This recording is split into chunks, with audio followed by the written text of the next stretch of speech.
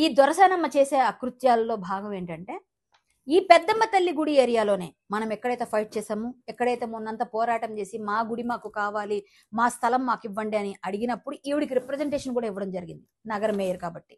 కానీ ఆవిడ ఏం చేసిందంటే, మీరు నా ఇంటి గుమ్మం కూడా తొక్కొద్దు, నా ఇంటి గుమ్మాన్ని తొక్కడానికి కూడా సరిపోరు, ఎందుకంటే మీరు ఇక్కడ మీరు అనుకున్న విధంగా నేను చెప్పినట్టుగా మీరు ప్రవర్తిస్తేనే మీరు గుమ్మం ఎక్కాలి, లేకపోతే రావద్దు అని కూడా కొన్ని వార్నింగ్లు ఇచ్చారు. ఆవిడ పెద్దమ్మ తల్లి గుడికి సహాయం చేయదు, కానీ 1500 గజాలు మాత్రం 1993 నుంచి ఇక్కడ మేము రెసిడెంట్గా ఉన్నాం, ఇక్కడే ఉన్నాం కాబట్టి మీరు మాకు రెగ్యులరైజేషన్ చేయాలి. 2023లో రెగ్యులరైజ్ చేయించుకున్నారు. ఎలా చేశారండి ఆవిడకి రెగ్యులరైజ్? 1993 నుంచి ఉంటే చేసేస్తారా? ఈ పెద్దమ్మ తల్లి గుడి కూడా ఎన్నో ఒక 70-80 సంవత్సరాల నుంచి ఉంది కదా, ఎన్నో ఏళ్ల నుంచి ఉంది కదా. మరి అలాంటప్పుడు పెద్దమ్మ తల్లి గుడికి కూడా మీరు ఎందుకు ఇయ్యరు ప్లేసు అని మేము క్వశ్చన్ చేసినప్పుడు ఈ విషయం బయటకు వచ్చింది మాకు. అంటే ఆ గుడి గురించి మేము ప్రయత్నం చేస్తుంటేనే ఈ దొరసానమ్మ విషయాలన్నీ బయటకు వచ్చినప్పుడు 1500 గజాలు గవర్నమెంట్, బీఆర్ఎస్ గవర్నమెంట్ ఎలా రెగ్యులరైజ్ చేసింది 2023లో. ఈవిడేమైనా ఫ్రీడమ్ ఫైటరా? వీళ్ళ ఫాదర్ ఏమైనా ఫ్రీడమ్ ఫైటరా? వీళ్ళ తాతగారు ఏమైనా ఫ్రీడమ్ ఫైటరా? పోను ఒకవేళ తాతగారి సంగతి నాకు తెలియదు, పక్కన పెడదాం, ఆయన ఉండున్నారు ఉండకపోతే పక్కన పెడదాం, వీళ్ళిద్దరి సంగతి ఏంటండి? వీళ్ళకి ఎందుకు 1500 గజాలు ఎంతకి ఇచ్చారండి? గజం 350 రూపాయలు. ఇక్కడ చూస్తే 350 రూపాయలు ఉంది ఈ డాక్యుమెంట్లో. 350 రూపాయలు చెప్పిన గజాన్ని పొందడానికి చాలా పేద స్థితిలో ఉన్న ఈ దొరసానికి మన గవర్నమెంట్ 2023లో కట్టబెట్టారు. అంటే 1996 నుంచి మేము ఇక్కడ రెసిడెంట్గా ఉన్నాం, ఈ ఏరియా అంతా మాదే అని ఆవిడ తెచ్చుకోవచ్చు, ఎందుకంటే నాదే రాజ్యం, నేనే మేయర్ అనుకుని ఆవిడకి ఇచ్చేస్తారా? అంటే అలాంటి వాళ్ళకైతే మీరు 350 చొప్పున ఇస్తారు. పెద్దమ్మ తల్లి గుడికి మాత్రం మేము మాట్లాడితే ఇప్పటిదాకా మాట్లాడరా? అదే ఏరియాలో ఉంటుంది కదా, మరి ఇది ఎందుకు స్వాధీనం చేసుకోవట్లేదు మీరు ప్రభుత్వం? మరి ఇప్పుడు మీరు ఎందుకు స్వాధీనం చేసుకోవట్లేదు? ఈ 1500 గజాలు ఎందుకు తీసుకోవట్లేదు? మీరు వెనక్కి తీసుకోండి. ఈ ఎఫ్ఐఆర్ ఆవిడ మీద అయింది కదా. ఇంకా చాలా చాలా విషయాలు చెప్తాను, ఇది ఒక్కటే కాదు, తర్వాత చెప్తాను. ఇంకా ఇప్పుడు ముందు ఇది చేయండి ఫస్ట్. ఈ ఎఫ్ఐఆర్ని చూసి ఈ ఎఫ్ఐఆర్ లో భాగంగా ఎన్నైతే ఉన్నాయి ఇవన్నీ కూడా ఎలిగేషన్స్, మీరు ఎందుకు ఆవిడ మీద యాక్షన్ తీసుకోవట్లేదు గవర్నమెంట్? అంటే మీరు పదవిలో ఉంటే ఏ పనైనా చేసినా చెల్లుతుంది, సామాన్యులకైతే మాత్రం మేము గుడి కోసం మేము ఫైట్ చేస్తుంటే మా మీద ముందు రోజే వచ్చి అరెస్ట్ చేసి మమ్మల్ని హౌస్ అరెస్టులు చేస్తారు, లేకపోతే మమ్మల్ని కొన్ని వందల మంది పోలీసులు మా కోసం కాపలా కాస్తారు, ఇన్ని జరుగుతూ ఉంటాయి. ముందు రోజే వచ్చి అరెస్ట్ చేసి మమ్మల్ని హౌస్ అరెస్టులు చేస్తారు, లేకపోతే మమ్మల్ని కొన్ని వందల మంది పోలీసులు మా కోసం కాపలా కాస్తారు, ఇన్ని జరుగుతూ ఉంటాయి.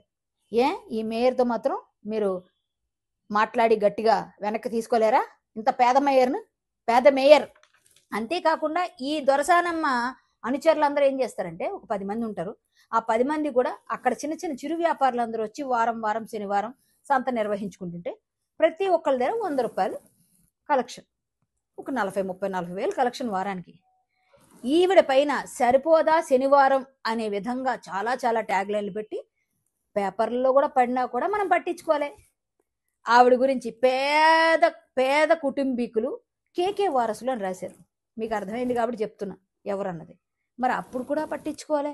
అంటే ఇవన్నీ పేపర్లో వచ్చినా టీవీలో వచ్చినా మన జర్నలిస్ట్ సోదరులు పెట్టినా ఈవిడ 350 రూపాయలకి ఇంత గట్టిగా ఈవిడ చేస్తున్న ఈ దంద 350 రూపాయలు చెప్పని 1500 గజాలు తీసుకున్నారు.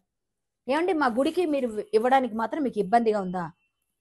2 లక్షల రూపాయలు 2 లక్షల రూపాయలు గజానికి ఇస్తేనే మాట్లాడండి అన్న తహసీల్దార్. ఏమ్మా తహసీల్దార్ గారు, దీనికి సమాధానం ఏంటి? రిజిస్టర్ ఆఫీస్ నుంచి ఈసీ కూడా తెచ్చి మాట్లాడుతున్నాను నేను. ఈసీ కూడా సెండ్ చేస్తాను నేను పేపర్ వాళ్ళకి, మీడియా వాళ్ళకి.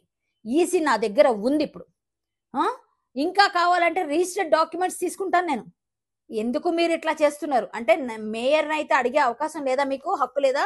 సామాన్యుల మీద మీ ప్రతాపం చూపిస్తారా? ఇమ్మీడియట్ గా యాక్షన్ కావాలి, లేకపోతే లీగల్ ఫైట్ చేస్తాను నేను లీగల్ గా కూడా ప్రొసీడింగ్స్ చేస్తా. మీరు ఇమ్మీడియట్ గా ఆవిడ మీద జరిగిన ఈ జయమ్మ అనే ఎన్ఆర్ఐ వేసిన ఎఫ్ఐఆర్ పైన, అలాగే ఈ 350 రూపాయల గజం పైన మీరు చేసినది కూడా ఇమ్మీడియట్ గా యాక్షన్ తీసుకోకపోతే లీగల్ ఫైట్ చేస్తాను. కరాటే కళ్యాణి ఎప్పుడు నిజం వైపే నిలబడుతుంది. మీరు చేసింది నా దగ్గర విత్ ప్రూఫ్స్ ఉన్నాయి. ఈ ప్రూఫ్స్ మొన్ననే నేను పెద్దమ్మ తల్లి గుడి విషయంలో ఆ రోజే నేను బయట పెట్టాను. కాకపోతే మీరంతా కూడా ఆ వేడిలో ఉన్నారు కాబట్టి అది బయటికి రాలేదని మళ్ళీ ఈ రోజు ఇది తీసుకొచ్చిన. దయచేసి దీనిపైన దృష్టి సారించి ప్రభుత్వం రేవంత్ రెడ్డి గారు ఇమ్మీడియట్ గా యాక్షన్ తీసుకోవాల్సిందిగా కోరుతున్నాను. ఇదే ఎంఆర్ఓ 2 లక్షల రూపాయలు గజానికి అడిగిన మా పెద్దమ్మ తల్లి గుడికి 2 లక్షల రూపాయలు గజం కావాలి అని అడిగిన తహసీల్దార్ ఇది స్వాధీనం చేసుకోవాలి, ఈ భూమిని 1500 గజాలని కూడా. ఇది నేను డిమాండ్ గా తెలియజేస్తూ ధన్యవాదాలు.